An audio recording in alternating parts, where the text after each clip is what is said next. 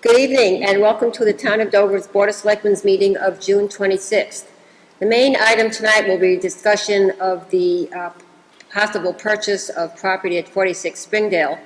That meeting will start at 6:30 tonight. Our plan right now is to go into executive session.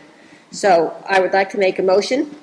I move to enter executive session to discuss strategy with respect to litigation, specifically the case of Foster versus Board of Selectmen of Dover, and to discuss the potential acquisition of real property at 46 Springdale Avenue in Dover, as a discussion of either matter in open session may have a detrimental effect on the town's position in such litigation and transaction. This motion being made, I now will ask for a roll call vote. Mr. Dawley? Yes. Second? Perfect timing. Ms. Hunter? Yes, second. Ms. Hunter? What am I voting for? To go into executive session. Yes.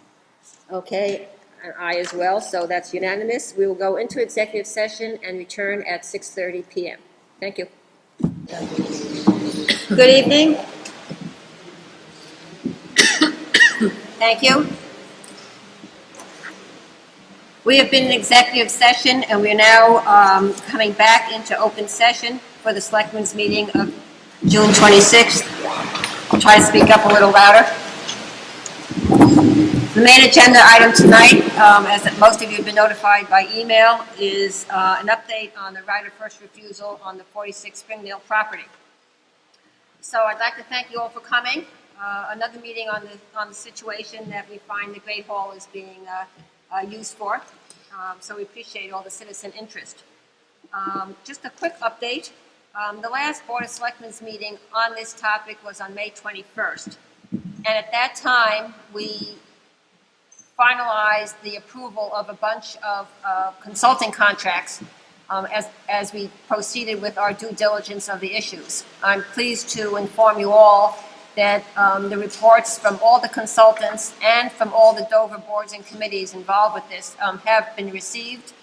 They are all on the website, and I hope you've had a chance to look at them. If not, after a review of them this evening by the committees, it would probably be very meaningful to go in and look at a lot more of the detail. So we have the Phase 1 environmental assessment, the ecological assessment and wetland delineation plan, the appraisal, the survey, the title insurance plan, and reports from Concom, Open Space, Board of Health, and the Planning Board. And before we proceed,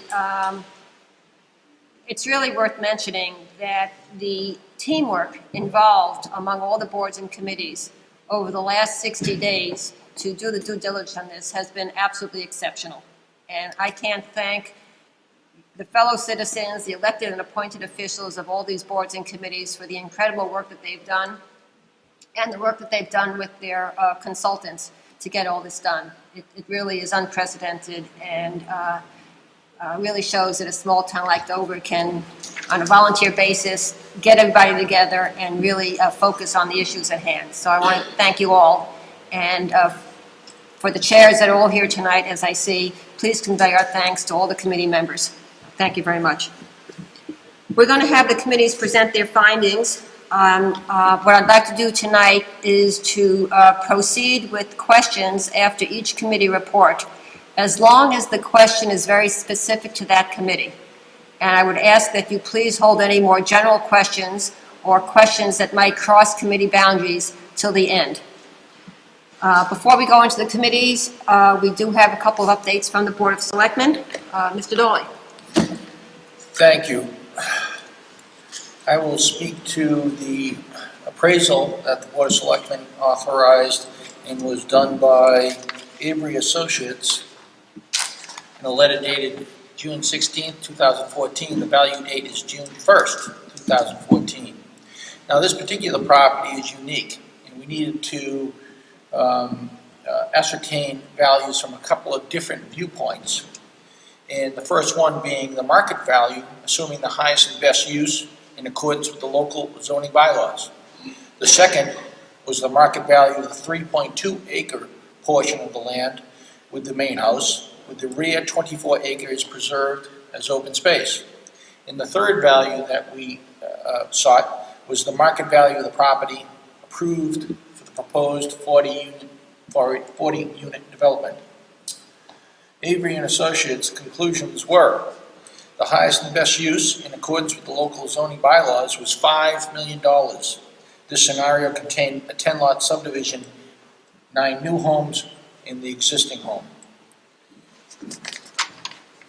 The market value of the main house with the 3.2 acres, with the rear 24 acres preserved as open space, was allocated based on their use of comps of existing home sales. In the main house in 3.2 acres is valued at $1.1 million, with the 24 acres being valued at $3.9, totaling the $5 million. Okay.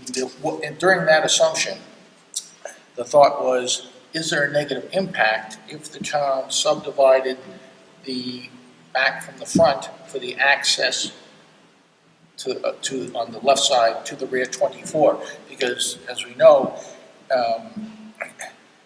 we have to access that 24 open acres in the back.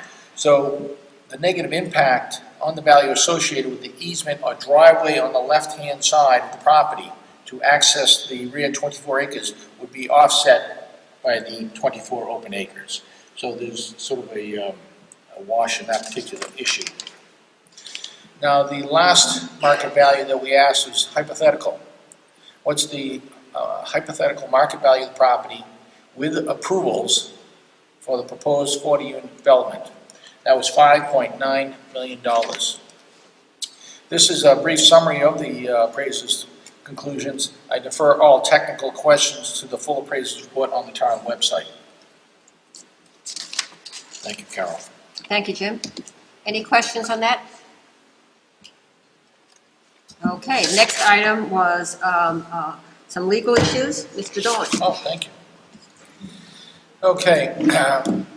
Attorneys representing William Foster, 8 Hawthorne Lane, which is the Meadows of Dover, have filed a lawsuit against the Board of Selectmen of the town on this past Tuesday, June 24th, in order to reverse the actions of the board that we have taken to date and stop the board from continuing the 120-day due diligence process, thereby jeopardizing the town's ability to vote on the acquisition of the property. We strongly believe this complaint has no merit. It's a nuisance, and that all actions we have taken are lawful and in the best interest of the town of Dover, and we will vigorously defend our actions. The complaint contains allegations regarding the governing laws of Mass General Law, Section 61A, Section 14, and what the steps the board has taken thus far. The complaint also contains the market value as contemplated in the existing purchase and sale for 46 Springdale Ave is much too high and is not supported by the appraisal that I just spoke of. The complaint further contends that the plaintiff would suffer greatly due to an ironic set of circumstances, specifically that a 40B residential development would be constructed beside the 40B residential development in which he resides. We contend town council has served the board and the town very well and continue to have full confidence in their advice. Thank you. Thank you. The next issue is some financial information that has been developed recently. Robin? Thank you, Carol. One of the items that we wanted to address during this meeting was the cost to taxpayers with respect to bonding the property, and we approached this in 2 different scenarios. First of all, I think what we want to make clear to everybody is initially what the town would do is enter into temporary financing, which are typically referred to as bands, and entering into that for $5.5 million for the first 2 years of the bands, which will renew every 12 months, you pay interest only. The impact of the interest only to a median household or homeowner in Dover, and the median price is around $833,000, would be $19.23 per year. Entering into these short-term borrowings would really give us the flexibility of allowing the town to decide in a reasonable amount of time what they wanted to do with the land. In addition to that, and all of this is on the website, so I'm giving you a very brief overview, so I'd encourage people to go to the website. We also asked the town treasurer to run some simulations on what a 4.5 million, 5.5 million, and a 3.5 million, I think I got that right, what that cost would be to taxpayers. And again, we've also provided, based upon current interest rates, because that's the best assumptions we can go by, what those costs would be to a median homeowner in the town of Dover. There are some questions that we have not yet addressed. First of all, we are working on an analysis as to what, if any, amount of free cash would the town of Dover feel comfortable utilizing with respect to this purchase, and also what would the impact be of a 40B or of that development on both our expenses as a town and the influx of taxes into the town. And those are two items or two analyses that we'll be working on over the next couple of months, so that, or weeks actually, so that we will have an answer to taxpayers of the town. So again, if there are any questions just regarding the financing, I'll take them now. Okay, thank you, Robin. We've been going through, and in several meetings we've had on this already, we have asked for input on questions. So part of this process is answering some of the questions that have been raised. There had been a question raised as to our current 40B census, and this too will be on the website shortly, but we currently have 23 affordable housing units in Dover. Just one last chance. Any questions for any of us before we go on to the committee reports? Okay, thank you. So our first committee to report will be our Conservation Commission. These are appointed officials. Candace McCann is its chair, and Paul McManus is our wetlands consultant specialist that is used for many, many projects that Concom needs to review. Paul's company is called Ecotech, and if you look on the website, you will see the report, the Ecotech report, and that is Paul's. And I understand that Paul is going to present. Okay. Thank you, Paul.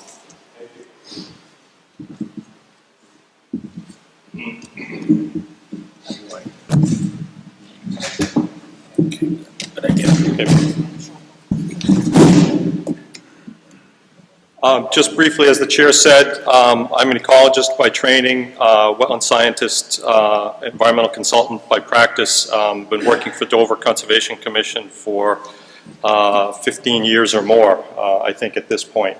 All of the figures that are up, we're going to present and talk very briefly about tonight are all in the report that the chair mentioned on the website. This figure is a GIS aerial of the site. As you can see, most of the property is the meadow. Down in the bottom, which is the southern part, north is up on this figure, is the wooded area. The areas marked in green are wetlands that were identified by the GIS. You can see there's the blue line is a stream that runs onto the property and flows in a northerly direction. In the lower left, where there's SS and a little purple figure, is actually a salamander. That's an area that was identified by GIS as a potential vernal pool, which we'll talk about in the middle, in a minute, excuse me. Myself and my associates went on the property. We field delineated wetlands in accordance with state and local regulations. We coordinated with GLM Survey, who's working as part of the consultant team on this project.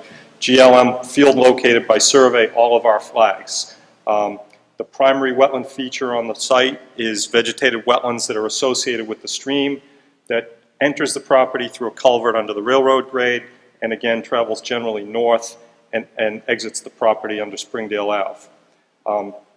You'll see there's a significant offset line on this figure, which is a 200-foot offset from the stream, the so-called riverfront area. That's a fairly complicated issue that I go into in my report in terms of the jurisdictional part of that, but essentially it's unclear at this point, for reasons that I won't go into now, but it's unclear at this point whether that resource actually exists. It's a presumptive resource area, and there's a process that someone that wanted to develop the property, for example, would need to go through, excuse me, and the Conservation Commission would have the responsibility of making that assessment. The majority of the property, as you can see, is relatively unencumbered by any wetlands jurisdiction. One important distinction, as you heard earlier, there's discussion about the issue of an access to the rear portion of the property. Should the town acquire the property and want to separate the house and maintain the back as open space, one important consideration there is that there are wetlands in the front of the property. The frontage is not that wide.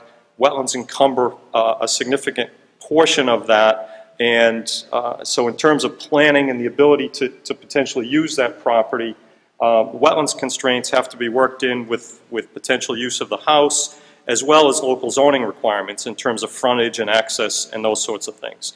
So that's an important consideration in terms of being able to use the property and have a physical access in addition to the driveway access that's already there, if that's something that the town envisions. This figure, again, north is up. You can see Springdale Ave is the yellow line near the top of the site. This figure shows the watershed that contributes to the property. All the water that flows from precipitation that gets to the property. It's about 0.6 square miles. And as you can see, it's fairly narrow, but extends a good bit to the south. Bill? This figure is somewhat reversed in that the property is now at the bottom of the figure in the south. The red line shows the flow of water through the brook, generally up to the north to Trout Brook and eventually to the Charles River. One thing that the Conservation Commission asked me to look at when I did this is where does this water flow relative to the town's public water supplies. And you can see about a third of the way up, there's a little green circle off to the left, and that is the water supply well where many of you get your drinking water that are in the downtown area. Okay. This is a view of the brook from Springdale Ave looking upstream. I'm standing right over the culvert looking south upstream. Okay. This is a little bit north of there. This photo was taken in the area to the rear, in the woods to the rear of the smaller dwelling on the property. Okay. This is an interesting shot. This is facing north again, facing towards the first two photos that you just saw. It's not really evident from this photo, but what this picture shows is a very, very substantial spring. There was a very significant amount of water coming up out of the ground. This picture was just a couple weeks ago. It is, I presume, the source of the name Spring Brook, which GLM Engineering found in historic plans of the property. The brook is known as Spring Brook. I suspect, just from the local geology, which I'll talk about briefly, that spring flows, if not all year, it flows for at least much of the year. Upstream of the spring, the character of the stream changes dramatically. This is about 100 yards upstream of that spring, where the brook has just entered the woods. You can see it's still a well-defined channel, but much less substantial than further downstream of that spring. Okay. The channel does continue. Again, we're moving upstream here to the south. The channel does continue for a ways within the field. This is what it looks like. Again, it's continually smaller. This is something that one could easily step over with a long stride. Okay, Bill. And further upstream, and this is again on June 4th, the channel on that date at the most upstream end of the property, just downstream of the culvert under the railroad grade, was actually dry on June 4th. And this relates to the issue about that riverfront area. Riverfront projects off of a perennial stream. This part of the stream obviously is not perennial, but there's a regulatory process that conservation needs to go to look at that. Intertwined with that is the question about, are there water supply withdrawals upstream that perhaps are responsible for this stream not flowing all year? And if the commission were to find that, then that fact would overcome the fact that it was observed without water. So as I said, it's a fairly complicated analysis. Thanks, Bill. I mentioned a potential vernal pool down in the southwest corner of the property. This is that area that Mr. Snyder refers to as the pond.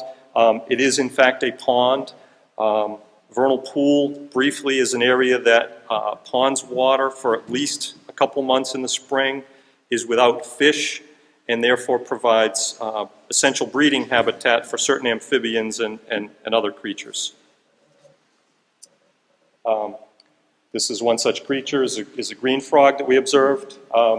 We went and did some, next one please, did some netting. This is not projecting very well. This is a caddisfly, is a little insect that builds a little twig house.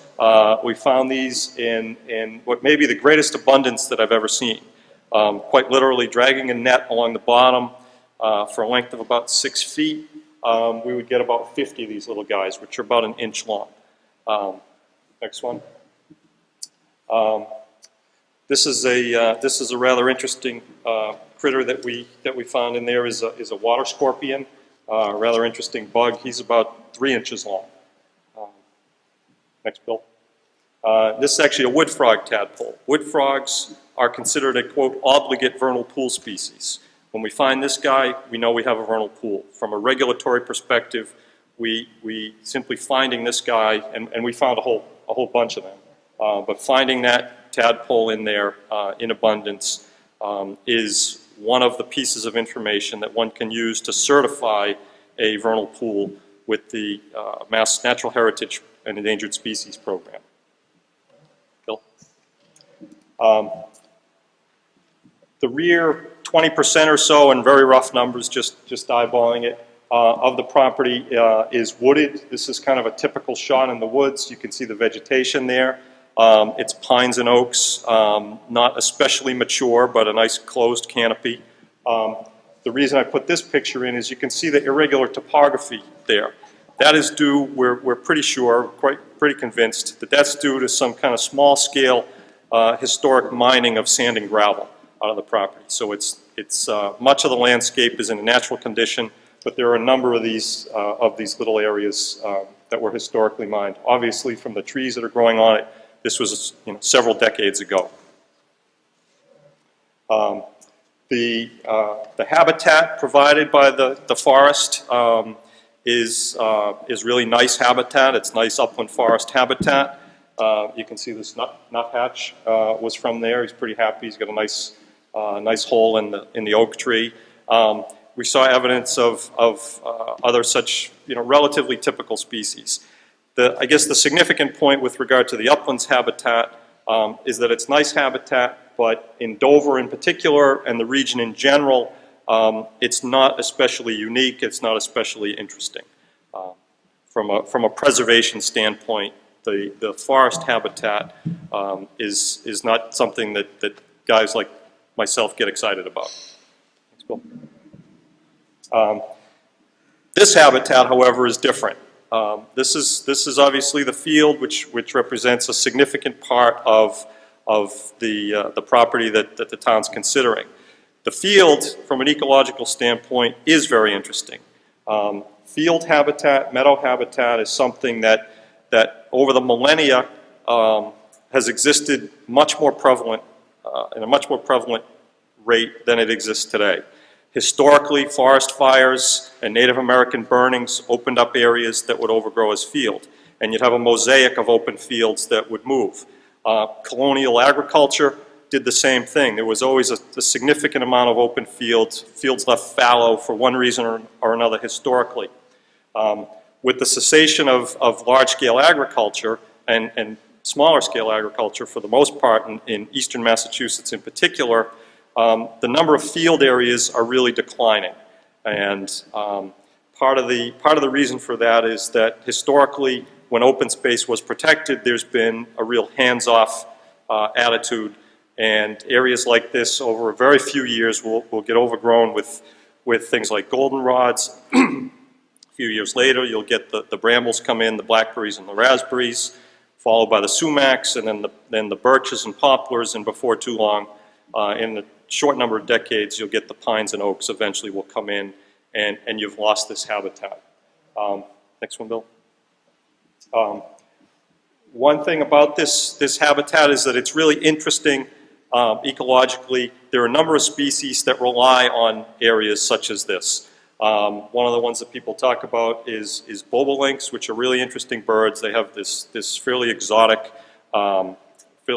mating ritual that they go through. It's really kind of cool. There are, we think, at least 3 pairs of bobolinks that we observed nesting out there right now. I included this picture because there's a row of primarily cedar trees that runs across the site. You can see it in that first GIS photo that I had. The area for the bird species, any fragmentation of the open field actually detracts from the value for different species. So should the town acquire the property, one of the things that I put in my report, which I'm sure surprised some people, is I think the town should consider cutting down that row of trees to make the contiguous, open, uninterrupted field, literally from a bird's eye view, to be more of one big open area. So if the town were to acquire the property, from my perspective, the field is the most interesting component ecologically. It does require, though, as I said, it does require active maintenance by the town, essentially mowing.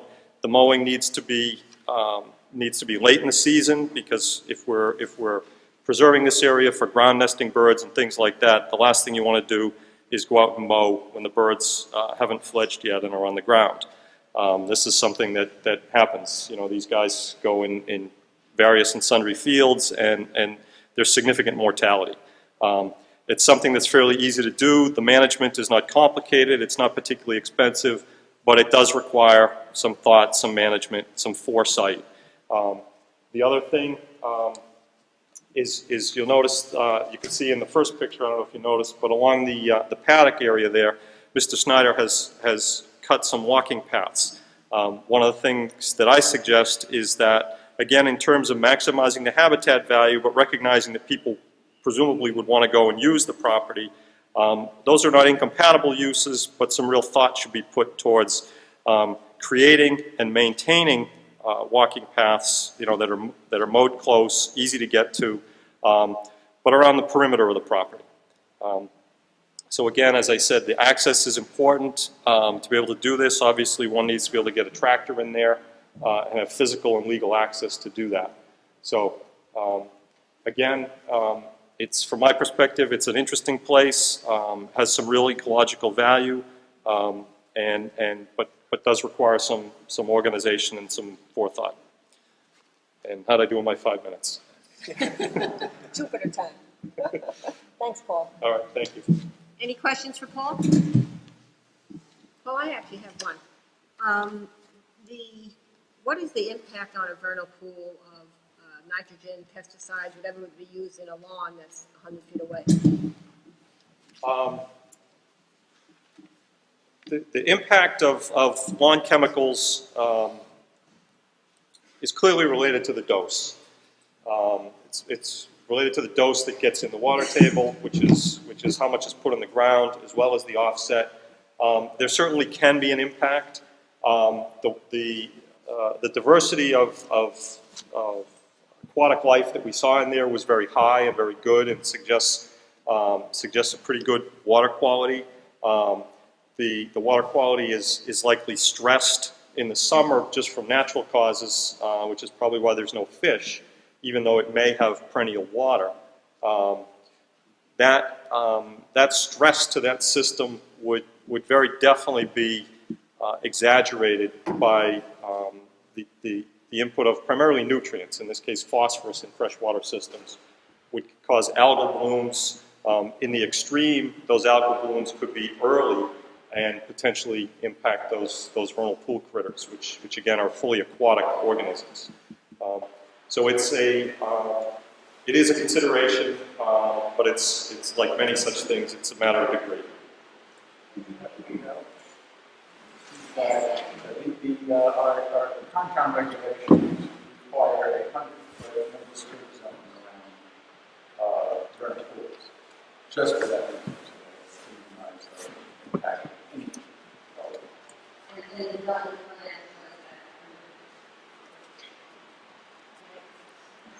any Tim Holland, who's on Concom, mentioned that Dover's regulations require a 100-foot no disturb area next to a vernal pool.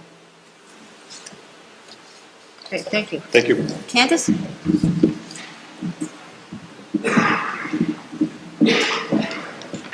Good evening. First of all, Paul, thank you very much for all of that. We're so lucky on Concom to be able to work so closely with Paul over the years. Thank you very much. And thanks to the Board of Selectmen for asking the committees and the boards for our input into this important issue. We on Concom are comprised of 8 volunteer members and 2 staff members. And of our 8 members, some of us have been here for many generations, and others have been here for a few decades, and others are relative newcomers. The reason I say that is because all of us, to a person, are in favor of protecting 46 Springdale Avenue.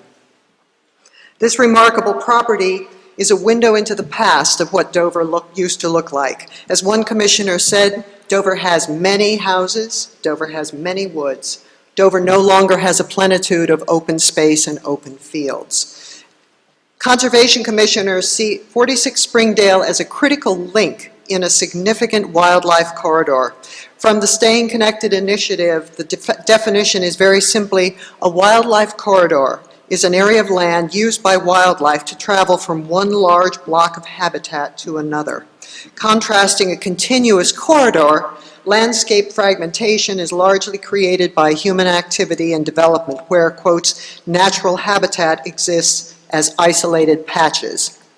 That was Cornell's definition. This wildlife corridor in Dover extends from the south end of town through wildwoods and DLCT land onto the acres of 46 Springdale.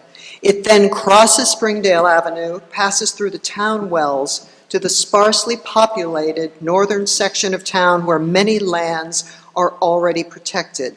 Many species of birds and mammals require varied habitat to fulfill their full breeding cycle. They simply cannot be successful in reproducing without access to varied types of habitat. We will all be talking about the extensive wetlands on 46 Springdale. These wetlands and Springbrook, I changed the name, Paul, thank you very much. I was always told that everything that ran in Dover was called Trout Brook. So I'll change that to Springbrook. But these wetlands and Springbrook add to the richness of diversity and the life-sustaining capacity of this property. It is the opinion of the Dover Conservation Commission that historical heritage, critical positioning of 46 Springdale in relation to surrounding strategically conserved lands, wildlife protection, and wetland resources are just a few of the many reasons for supporting Dover's interest in protecting this pivotal property. Thank you, Candace. Boynton? I think it's appropriate time to thank Paul for all the work. Boynton, would you come on up, please?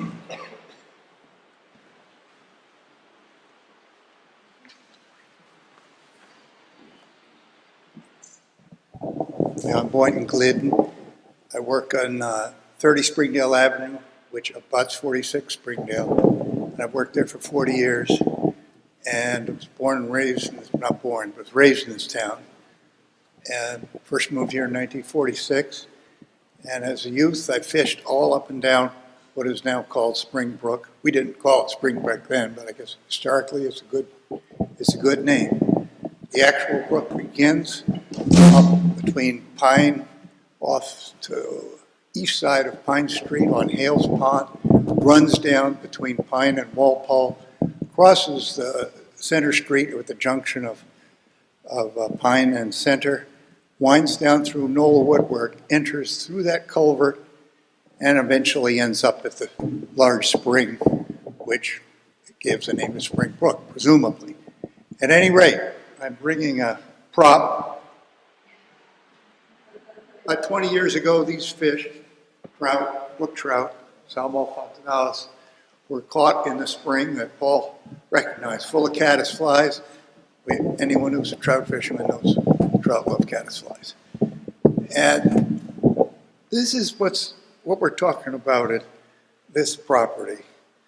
That brook has decreased in volume since I was a child. We used to catch fish all the way from the Spring Brook, all the way up across through Pine and through Knollwood, which is built about 40 years ago, maybe 45 years ago, all the way up through Pine, between Pine and Walpole, all the way up to Olson's Pond. But there's been so much building, there are literally dozens of new houses, including Knollwood. And that has lowered the water level so that that stream, which comes through the culvert, does not run year-round. Paul showed us that, there's a channel there, but it's not running all the time. It does when it rains hard, but it stops there. Trout used to be in there. Used to catch them under that culvert. So this is what we're talking about when we put 40 new houses in that field. We all know the water level will be impacted. We don't know how much. We don't know how much. But on my own place, I've had to drill a new well. Originally in 1916, it was only 50 feet deep. Now it's 950 feet deep. Son's place over on Center Street in this same watershed used to be 40 foot deep. Historically, he drilled a new one 4 years ago, had to go down 750 feet and frack to get good water. So we're going to be impacting the water level. How much? We don't know. But I want you all to remember, we share this town with these creatures. We don't own them. We share it with them. And if we lose them, we've lost something priceless. That's all I have to say. Thank you. Thank you, Boynton.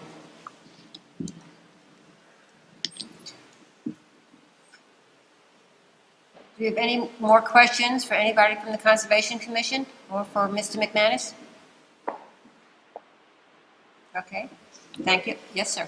More of a general question, maybe the direct word to the answer, but when we talk about some wetland restrictions associated with the property, can somebody just educate me even better so I can better understand, how a 40B project can work through environmental concerns associated with wetlands versus if the town owned the property without a 40B sort of license, if you will, to do things. I just need to better understand that dynamic. Paul?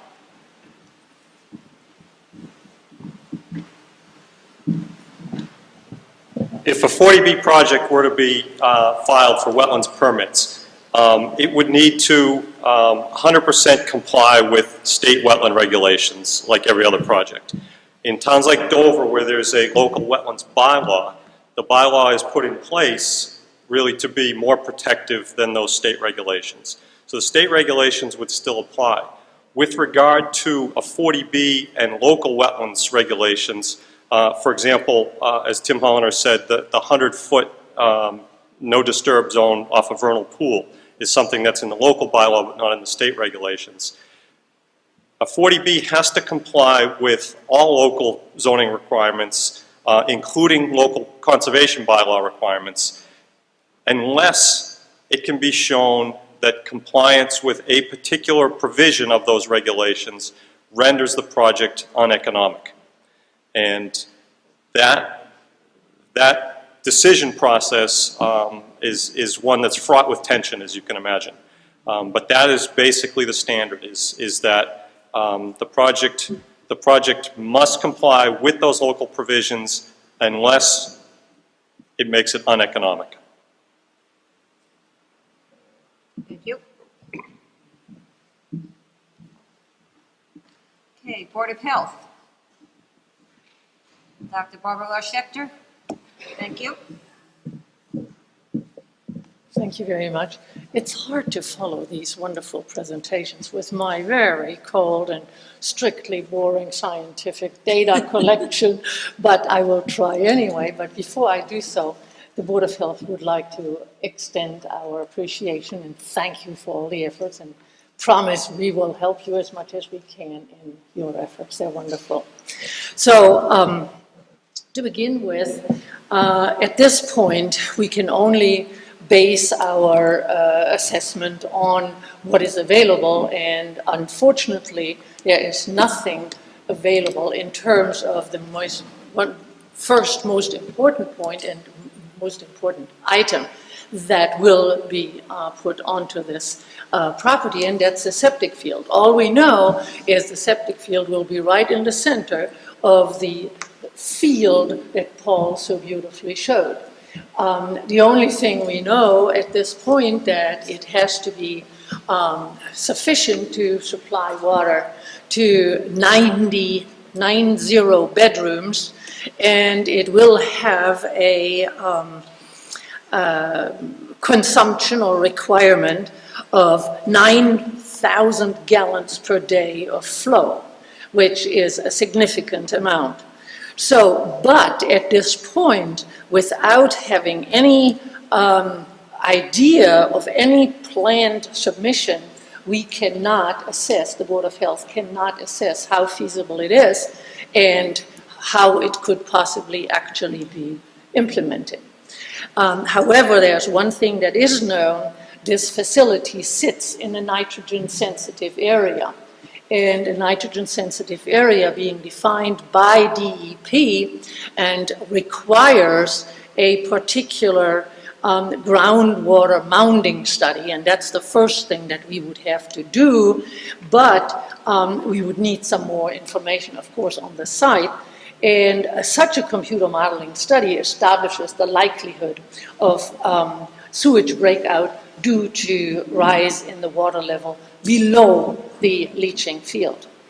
The results from such a modeling study will indicate whether there is a need for an enhanced system. The likelihood, this much one can predict at this point, for an enhanced system there is very good, because both the Meadows and Dover Farms have these enhanced nitrogen digesting systems, if you want. The second issue is the domestic water supply.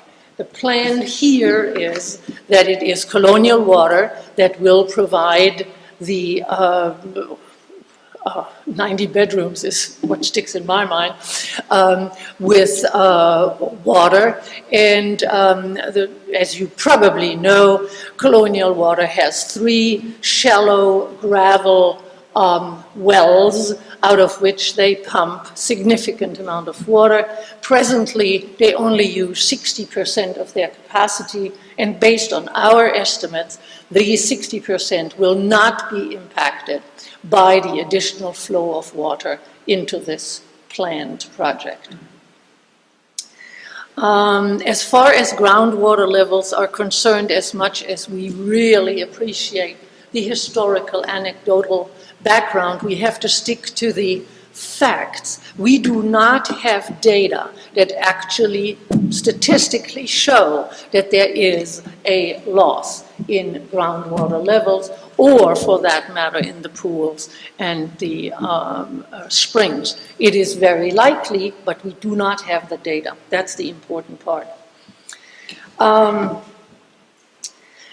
2 more items. Number 1, if there is fracking for a well, this was part of the question we wanted to answer. If there is fracking in a well production, this will not impact the water quality, because the fracking is done exclusively with water. This is not the same process as the one that's being used out west to extract methane or any other substance from the ground. So fracking of well construction is a safe thing and does not affect water supply. And last but not least, there are certain wells here in Dover that have seasonal rise and fall of saltwater levels, and they are correlated with the salting or treatment with other chemicals, mostly salt, of the roads during the winter months. And that is indeed a significant problem. To what an extent that could affect the area there, because there will be a significant traffic, is hard to tell.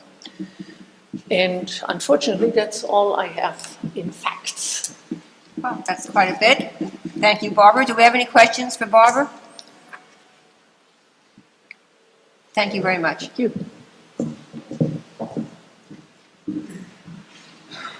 The next committee is our Open Space Committee, also an appointed committee. Amy Moot is its chair. Amy? Thanks, Bill. Go to the first slide. So the Dover Open Space Committee, which has members from almost all of the other committees within the town government, liaisoning or actually appointed to the committee. The Open Space Committee recommends that the Board of Selectmen exercise our right of first refusal to acquire 46 Springdale Avenue. The acquisition provides a number of benefits to the town, as well as prevents the adverse impacts from the proposed high density of 40 housing units on the property. The environmental benefits it provides include those to wildlife habitat, ensuring water quality and quantity, as you've heard, and defending the wetlands from contamination and damage due to the density.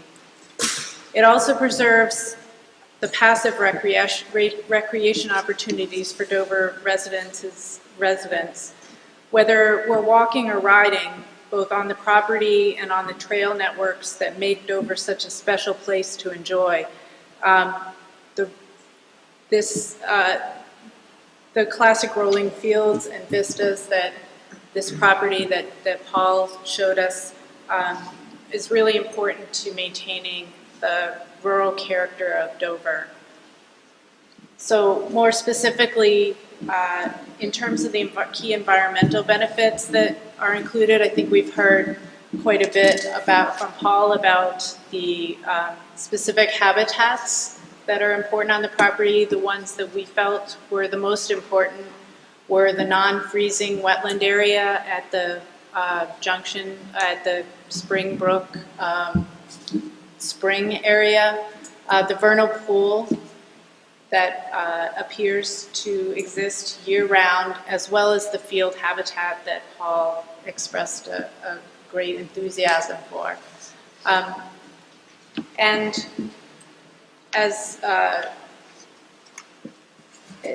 in addition, we're particularly concerned about the adverse impact on water quality and quantity that the site may, that the development might create.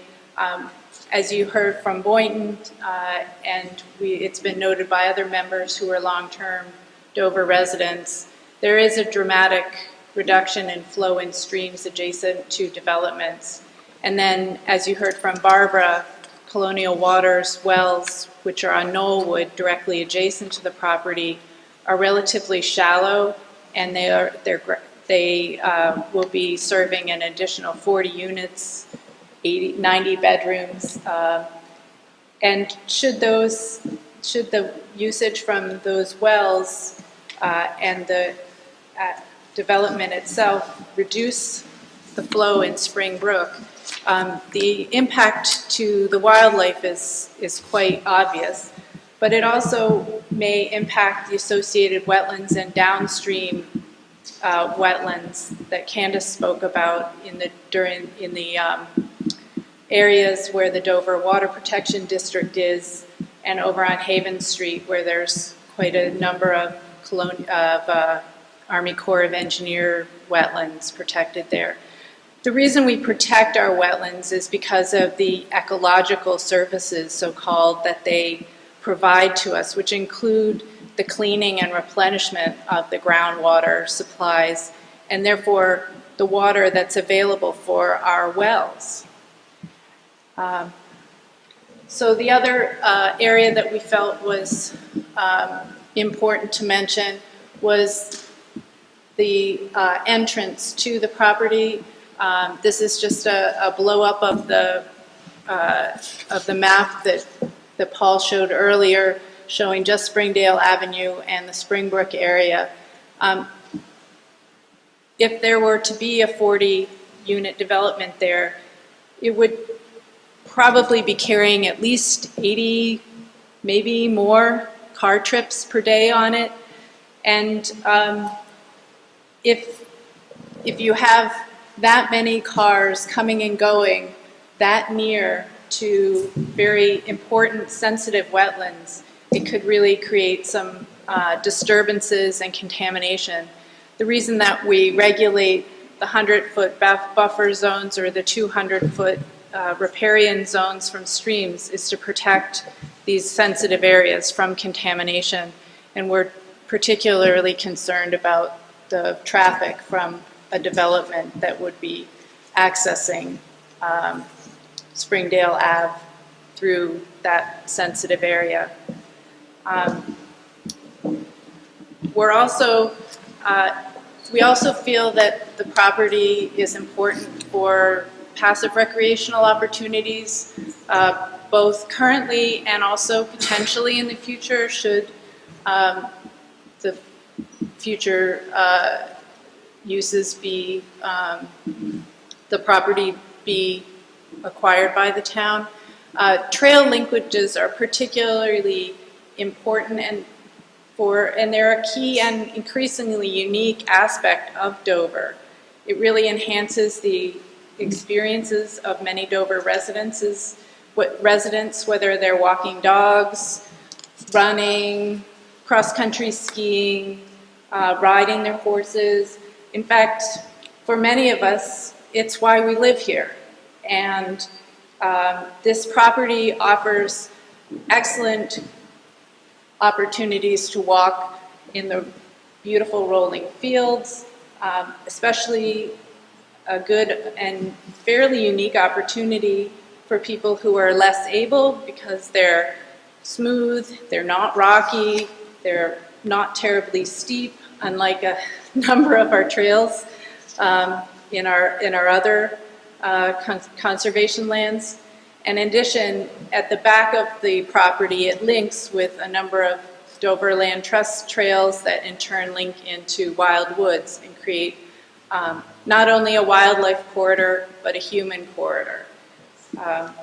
And as Candace so eloquently put it, throughout all these ambles, you get to enjoy the classic fields that have made Dover what it is and what it was.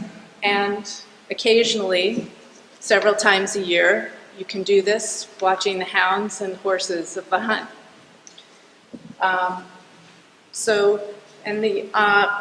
The other thing I'd like to point out is this human corridor, so to speak, pedestrian corridor. And as you can see, this property, which is outlined in the upper right-hand corner, it does link in very nicely with Dover Land Trust land and then to Wild Woods. And down at the bottom of Wild Woods, of course, is Snows Hill. So in other words, it really is the key piece that can link the whole Center Street corridor with the center of town.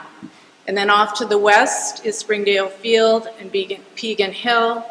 And so it really creates a nice arc all in one.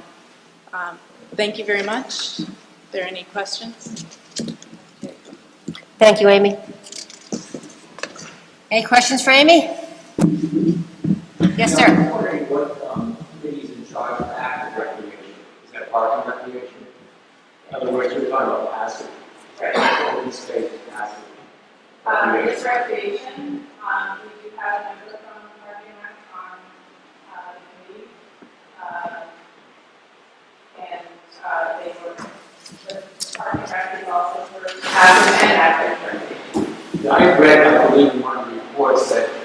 it's mentioned that this site would be desirable for active recreation, ball fields, and things like that. How do you reconcile passive recreation with active recreation? The only presentation we have here is passive recreation. I think the actual long-term uses of the property, I'll defer to the board of selectmen, but I believe that they're planning on having a whole planning process going to look at all of the options for the future use of the property should require it. Active and passive recreation can happen on the same piece of property without ruling it out. It's just a lot easier to see the actual use today of this property as a passive recreation property. Well, I think it would be really important to be straight up and say that in future there's a possibility that this will be used for active recreation involved. The whole presentation here is about saving the land, when in actuality it could very well be used for municipal buildings, for elderly housing, for active playfields. And to say that that's a future, if that is a future consideration, that should be put right out front so the town people can understand what they're voting on. So, from the very beginning, and at the very first selectmen's meeting we had that were attended by actually more citizens than tonight, the question was raised about what would we do with the property if it was acquired by the town. And the answer was, and it's still on the website under the FAQs, is that we don't know.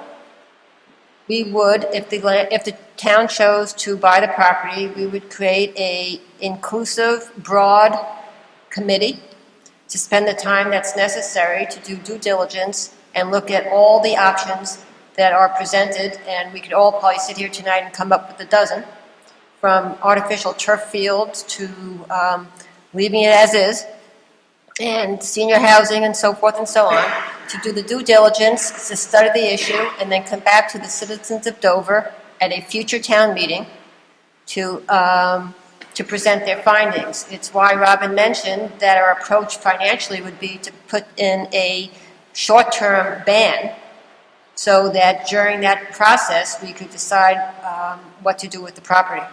So I don't think anybody's trying to eliminate any opportunity at this point. We don't know. The only thing we do know is that should the town choose not to acquire the land, then we will never have the opportunity to study and decide as a town on how to use it. Any more questions on open space? Okay, planning board. Jane Ramsey. I feel a little bit like guess who's coming to dinner, because after we look at frogs and bugs and all the wonderful things that can happen on this property, I'm here to tell you how it can be developed. So the selectmen asked the planning board to answer 3 questions. The first question was if the town exercised its option on the 61A portion only, which I'm sure you all know is the back portion of the lot, which is not developable without access, is there alternative access other than through Springdale Ave? The second question was, under any scenario, how many building lots could be created if the parcel were to be developed? And the third question was, should the town revisit our open space bylaw? So behind me you see the GLM survey that was recently submitted, and this is the one that includes the wetlands, the stream going down here with the wetlands delineation and showing the I think it's 200-foot riparian zone and the vernal pool and the existing buildings. So is there alternative access to the 61A property?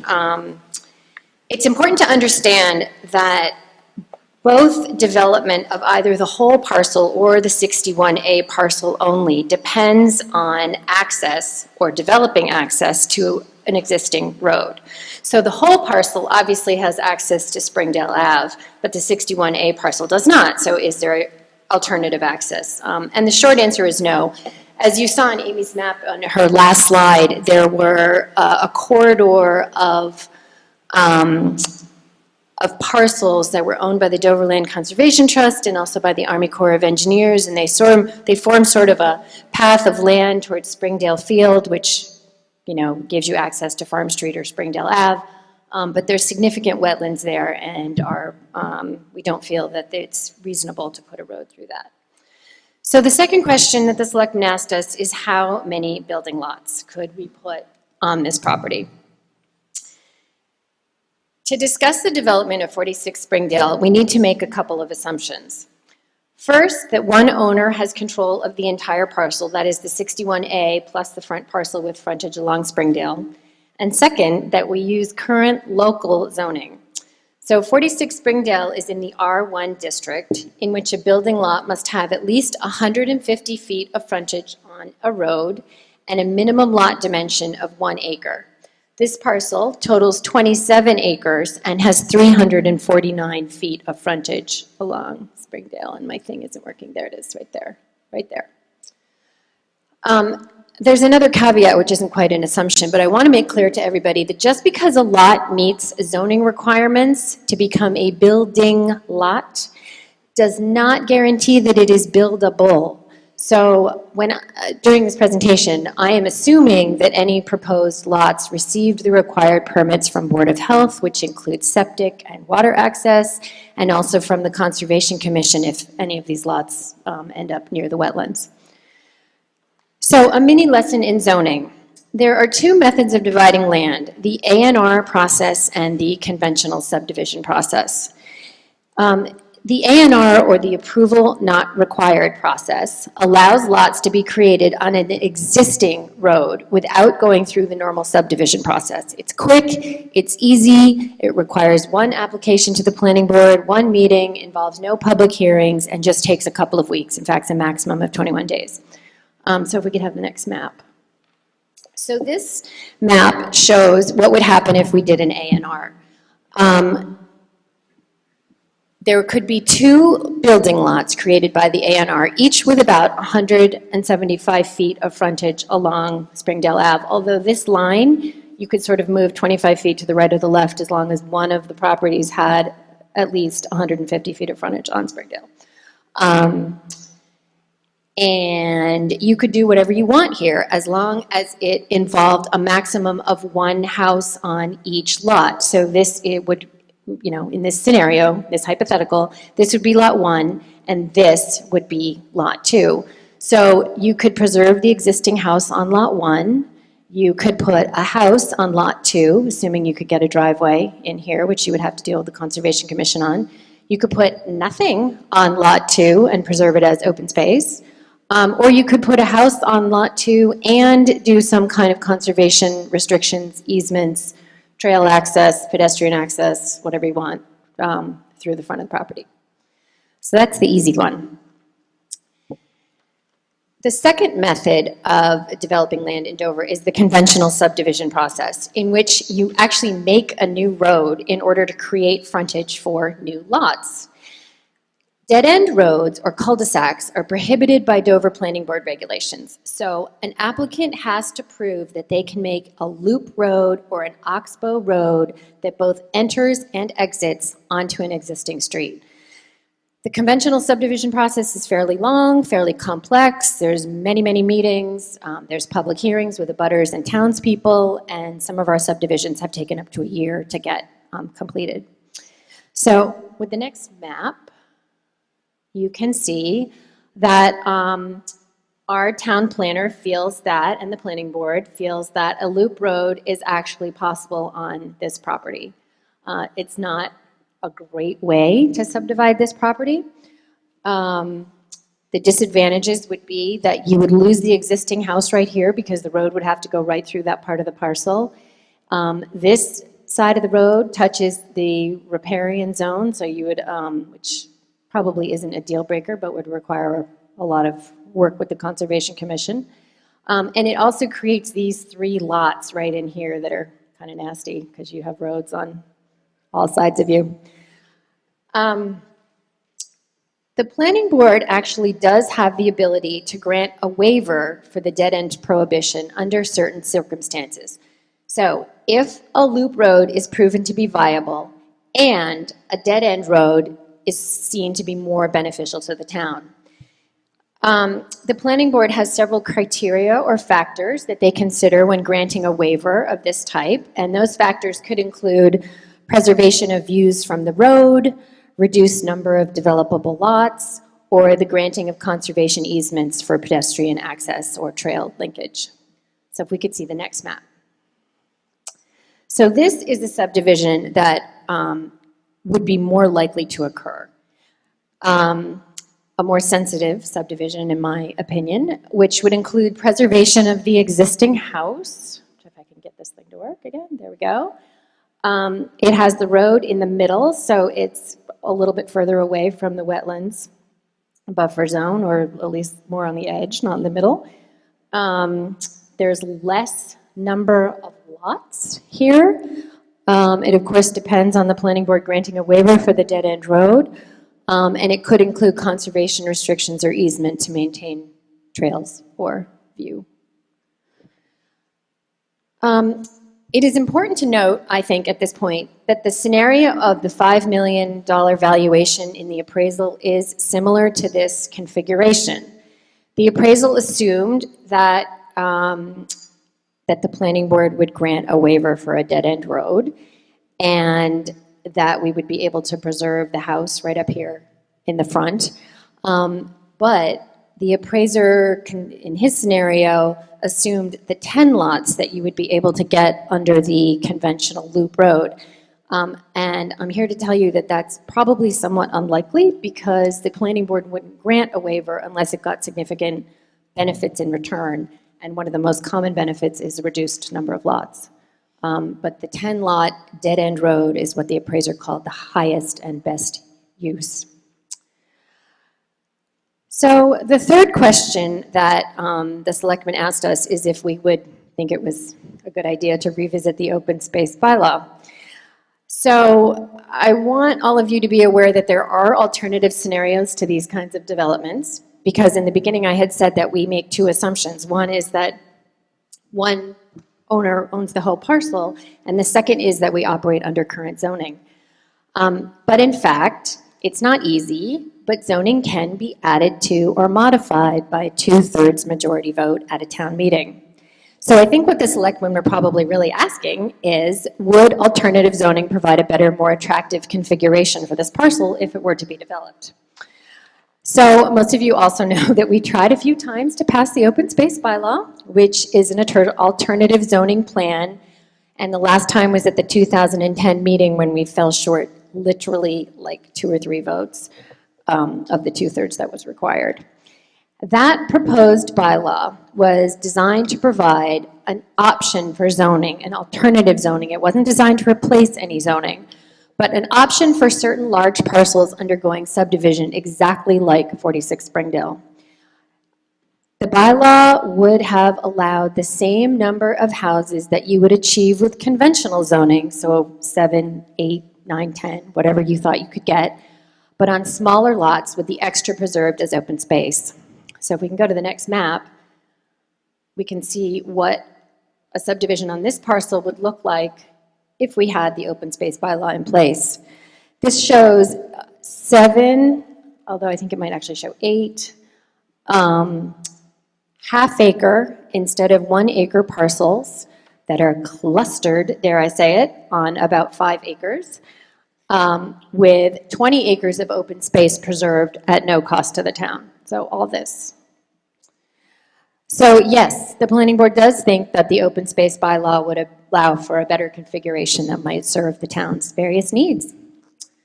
And one more thing, these maps were kind of late-breaking news tonight, and I only got them around 6 o'clock, so they will be available on the website tomorrow for anyone who wants to take a look at them.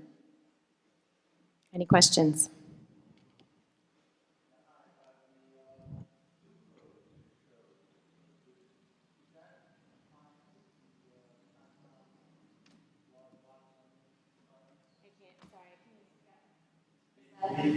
The regulations require a doubling of offsets. Yeah. So is that required? I don't think so. And I'm the volunteer, not the town planner. But Gino seemed to think that it was just tiptoeing into that setback, not fully in it. But again, I mean, maybe we can't, you know, that's not my area of expertise, so maybe we can't prove a loop road. Wouldn't that be nice? Yes.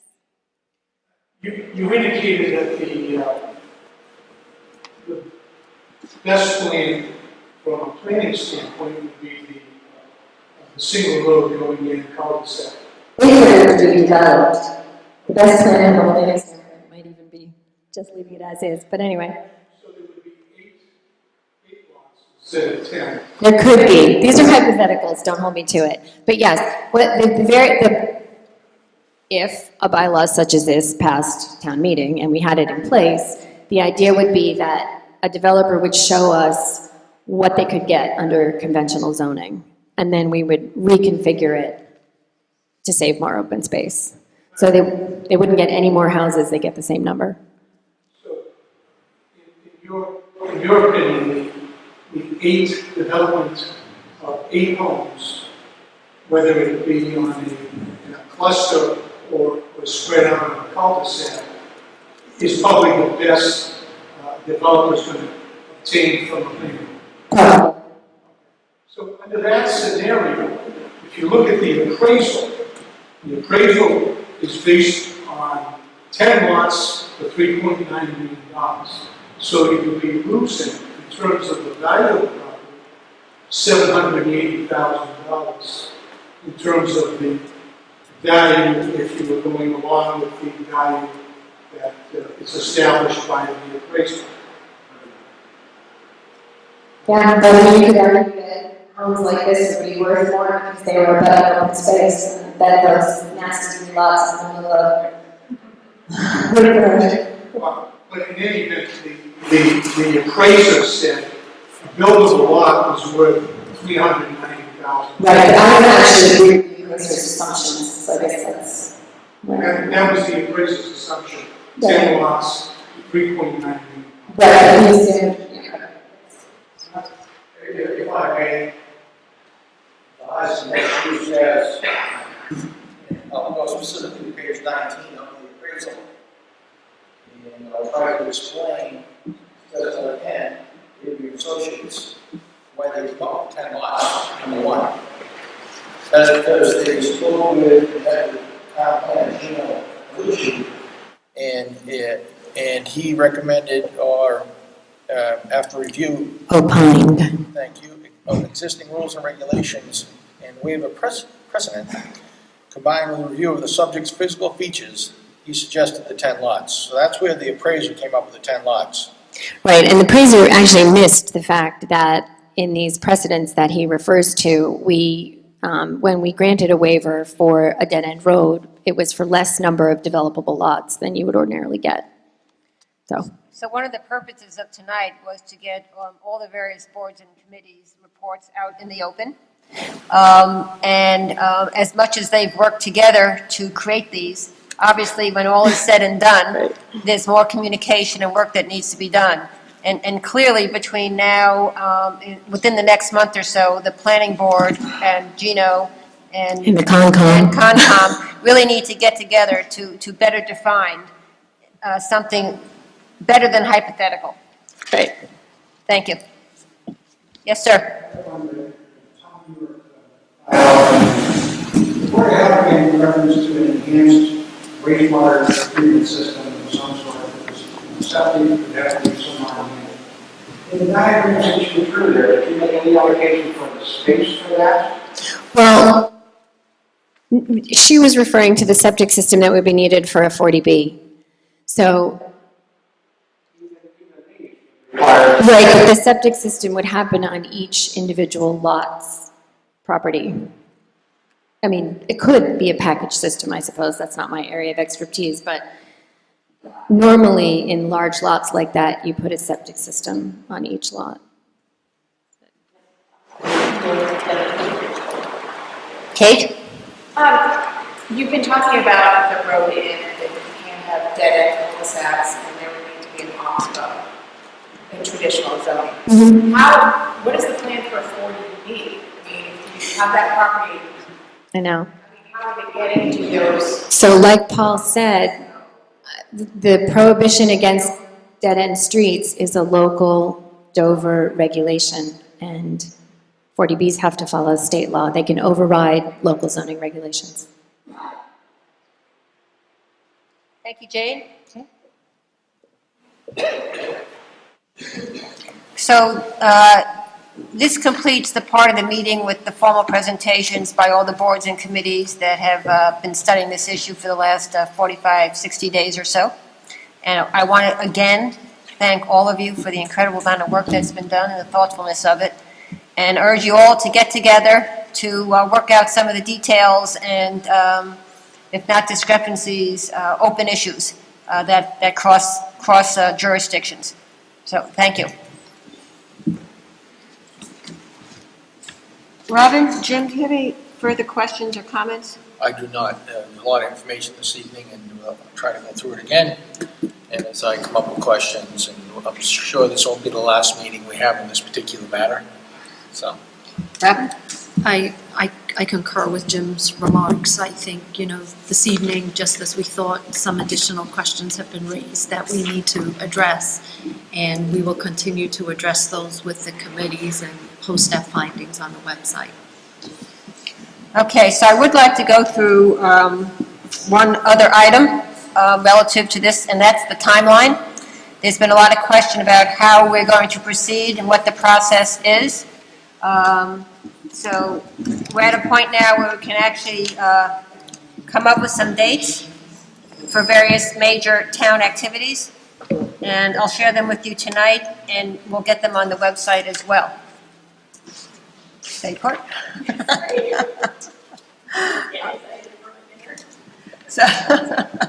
So we have a regularly scheduled Board of Selectmen's meeting on July 21st. We are going to announce that through our normal process for announcing a formal public hearing.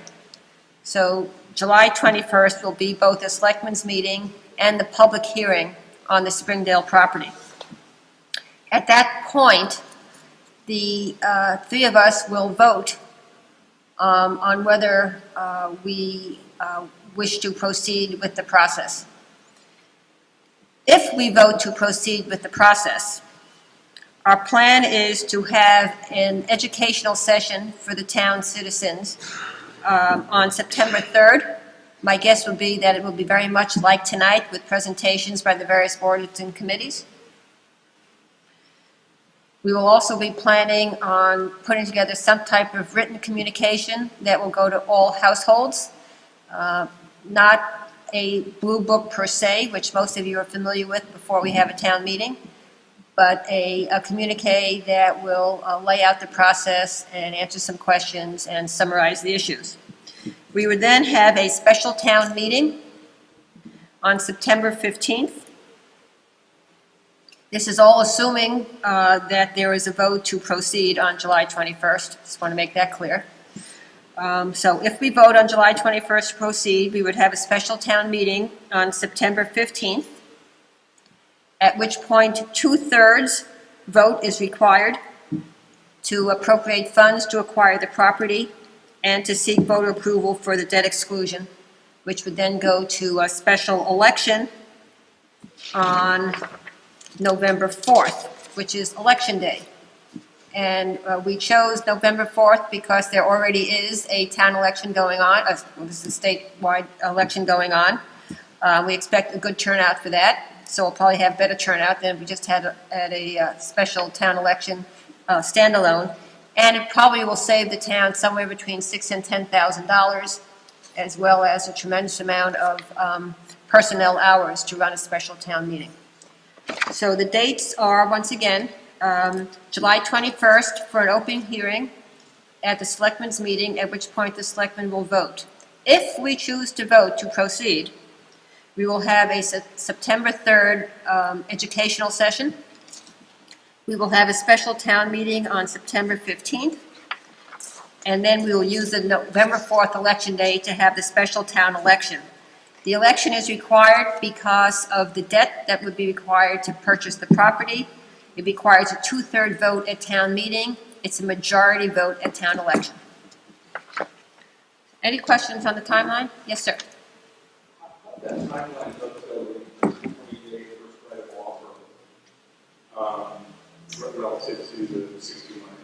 So we need to notify Mr. Snyder 120 days from the April 2nd, April 4th date, which would be August 2nd. So that's why we're taking a vote on July 21st. Any further questions on the timeline or the process? Okay, well, clearly tonight shows a tremendous amount of work that's been done by your fellow citizens.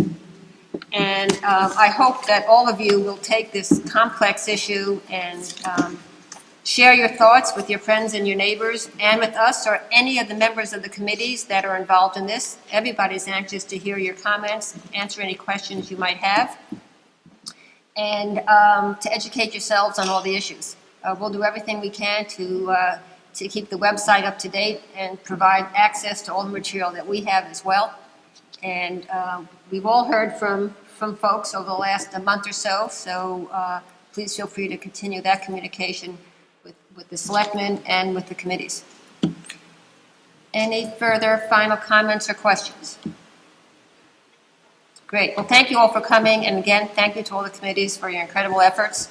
And we will proceed with the rest of the agenda, but the discussion of the 46 Springdale property is now complete. And Madam Chairman? Oh, except for? On the agenda, there was contemplated possibly going back into executive session. Is that still the board's intention, or do you see that can be? I don't think it's necessary. No, so we will not be going back into executive session. Thank you. Okay, thank you. So if anybody wants to leave, please do so, and then we'll continue on when things quiet down.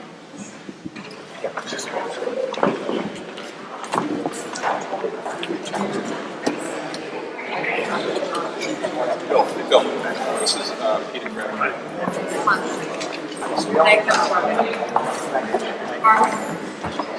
Representative to the one meeting last night, so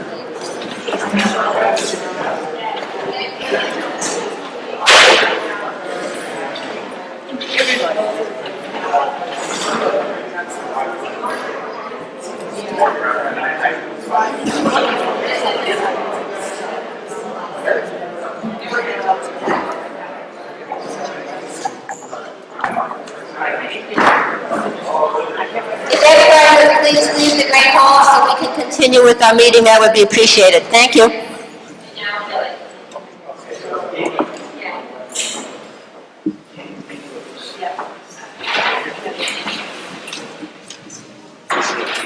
Just leave this here, I'll grab it in the morning.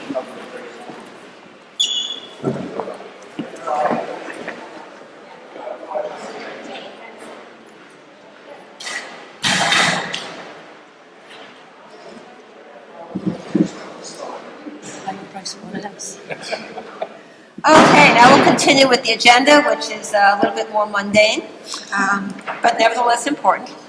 So the next item is a request from the Board of Health to authorize increasing their septic revolving account. This revolving account is a long-standing one, or gets approved every town meeting at $40,000. There's been a tremendous amount of septic inspection activity this fiscal year to the point where the revolving account is going over the $40,000 that's legally authorized. So according to Mass General Law, the Selectmen and the Warrant Committee need to approve expanding the revolving account limit to $53,000. Excuse me, James, would you mind shutting that door all the way in the back? Thank you so much. So last night, this was approved by the Warrant Committee contingent upon the Board of Selectmen approving it this evening. Mathematically, is it sporadic, the number of septic inspections a year? What is the cause of the huge increase? Not in a straight line. It does progress. Over the last several years, it has progressively increased. Now, the 53,000 is actually protecting it maybe until like, I don't know, just making sure that we're not going to run short again within the year. Okay, I So, understand conservative, Well, we certainly have a lot of building going on, 2 subdivisions and so forth, so, yeah. Any other questions? I have no other questions, thank you. So I move that we approve increasing the septic revolving account to $53,000. Second. All in favor? Aye.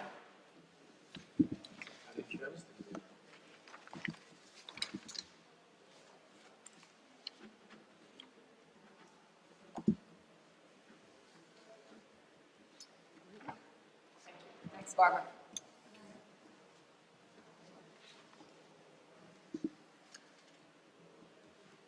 Okay, so as in every meeting, especially in the spring and summer, we have a bunch of special licenses. I'll read them all and approve them as a group. June 27th, Boston College at the Connor Center. July 1st at the Connor Center, Boston College. July 8th at the Connor Center, Boston College. July 9th at the Connor Center, Boston College. July 12th at the Connor Center, a wedding. July 25th at the Connor Center, a wedding. July 26th at the Connor Center, a wedding. Same date?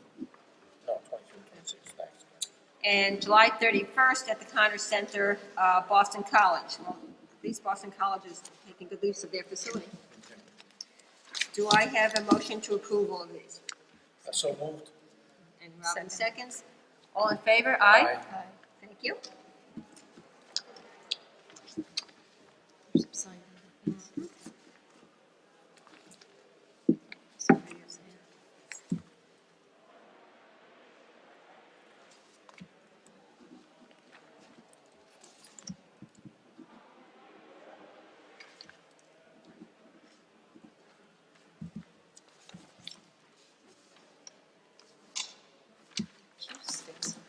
Quite good in this conversation.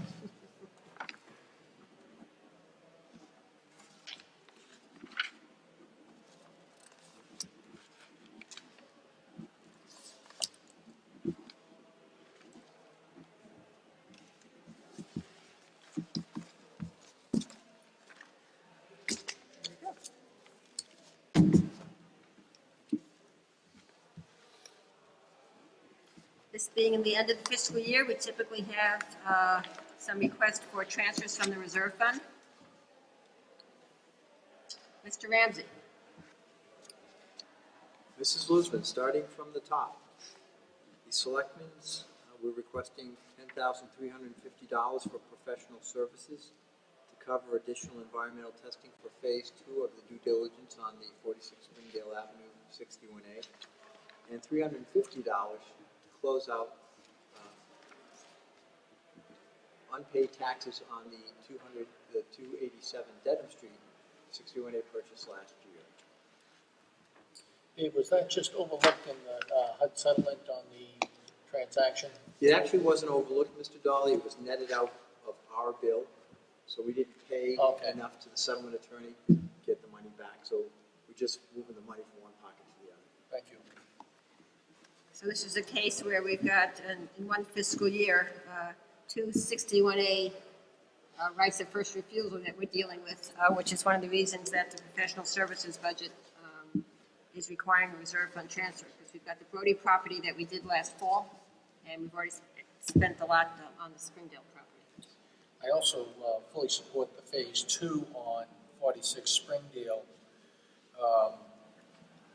because quite honestly, we're doing 99% of the due diligence, and this really gets into the 100%.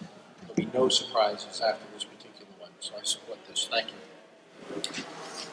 Yeah, I would say at this point, reading all those reports, the short of issues between the wetlands and planning board, there aren't really any smoking guns. No, no. Except for maybe Maybe this environmental one. contamination. So I move we approve $10,350 for the Selectmen's budget for professional services. So moved. Second. All in favor? Aye. Thank you.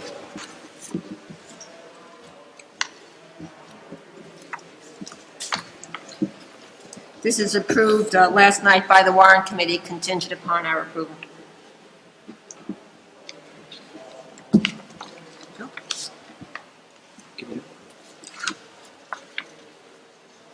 The second reserve fund transfer is in the amount of $7,503.26 to the solid waste budget. This is in response to some water quality results we received at the capped landfill in April. Lead was detected in the amounts above the required standard by DEP. And as a result, we were required by DEP to do a subsequent round of testing. So this is to pay for that. And this is the landfill directly behind the transfer station? Yes. Okay, thank you. And I know these are required, so we really don't have a option here other than not to pay bills. Exactly. And that's not a good option. Okay, thank you. So I move we approve $7,503.26 for the solid waste budget. So moved. Second. All in favor? Aye. This too was approved by the warrant committee last night, contingent upon our approval. There you go.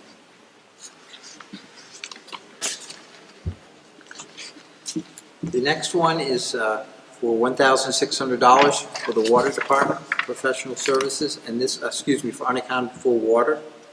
And this is due to a leak in our system. Under our contract with Colonial Water Company, our customers are now their customers, and they pay what is billed through their meters. There's a master meter at the beginning of the system, and the difference between what goes through the master meter and is billed to citizens is unaccounted for water that the town, by contract with Colonial Water, must pay. So the $1,600 will help us pay for that unaccounted for water. Now, what is the process in place to determine where the leak is and how to stop the leak, or if it hasn't been stopped already? We bring in a leak detection outfit periodically to help us find the leaks. We have not yet determined where this particular leak is, although we have a suspicion that it's out here on Center Street. We'll be confirming that in a week or so. So basically, you're on it, highway, and you're on it. We are, Highway, Water, and I are on it. Thank you. So this is different than the leak we had that was sort of It's in this, it may be the same line, but different part of the line. You know, the cemetery, that's the one you're thinking of? Yeah, I remember. Yeah, and then we had the one over here by Whiting Road. We don't believe it's that one. Thank you. So we've had, this is like the third possibility of a leak in the This last year. 2 years or This last year, year or so, yeah. which is Unusual. In Very my 15 unusual. years, 16 years, we've had like 4 leaks, and all of them occurring in the last 2 years, but in different locations.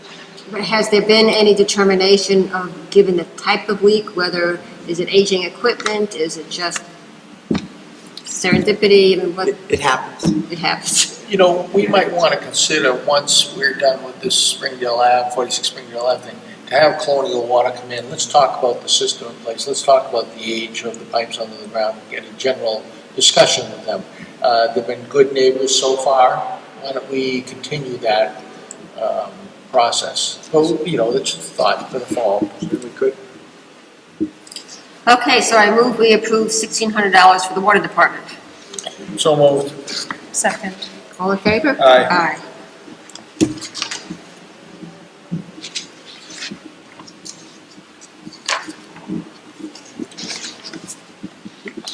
Sorry.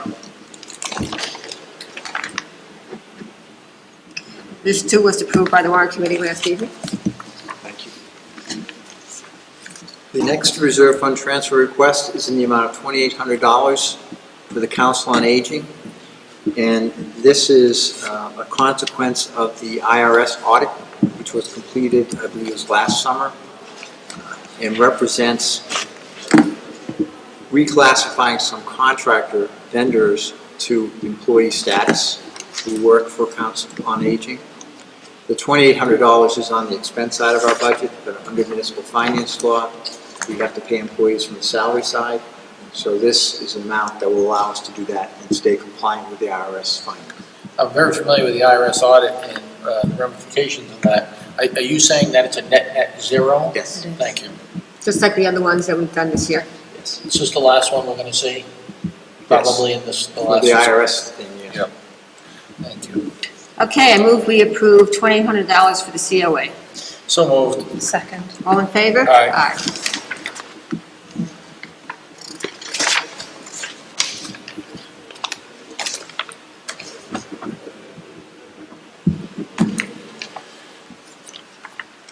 Okay. And the last one is, actually, there are two. One is, both are for the Conservation Commission, one in the amount of $6,917. And this is to pay the Ecotech services in connection with the presentation you just saw and the work that was done reflected in this report. Why is there two? Because one was covered under a prior notice and the other one is an additional. One was covered under prior notice and is for that 61A work. Right. The other one is not connected to that. It's the same vendor, but this is in connection with the site walk that take place Thank you. on the N-Star right-of-way 10. Got it. Thank you. Okay, so I move we approve $6,917 for Concom covering the 61A work done by Ecotech. So moved. Second. All in favor? Aye.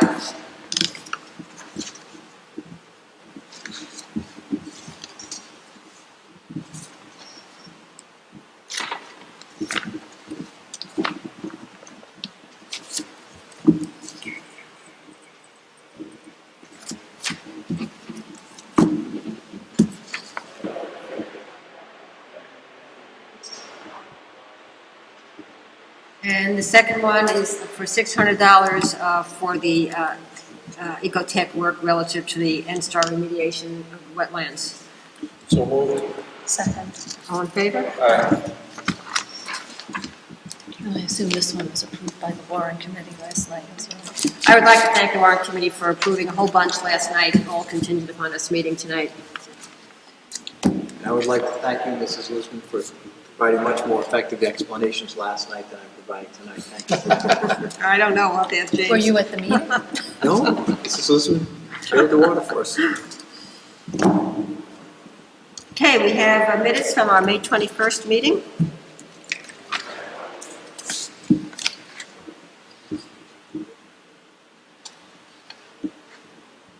I read these earlier, I have no changes. I have no changes either.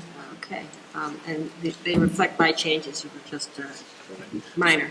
So I'll make a motion to accept the meeting minutes of the Board of Selectmen on May 21st, 2014. Second. All in favor? Aye. Okay, citizen comments, we had a lot earlier today. Anything else? James, anything from the warrant committee? Okay. Okay, in that case, I move that we adjourn the meeting. So moved. Second. All in favor? Aye. Good night, everyone. Thank you.